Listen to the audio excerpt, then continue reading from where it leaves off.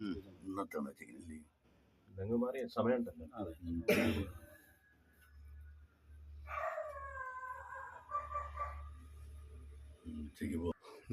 നമസ്കാരം.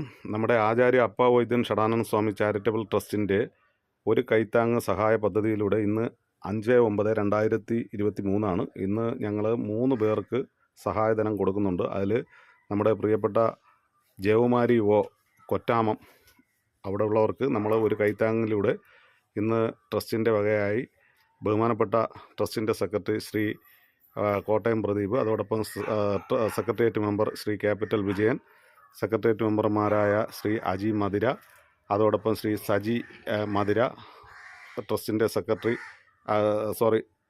ട്രസ്റ്റിൻ്റെ പ്രസിഡൻറ്റ് സുരേഷ് കുന്നത്ത് എന്നിവർ ചേർന്ന് ആ ധനസഹായ വിതരണം നടത്തുകയാണ്.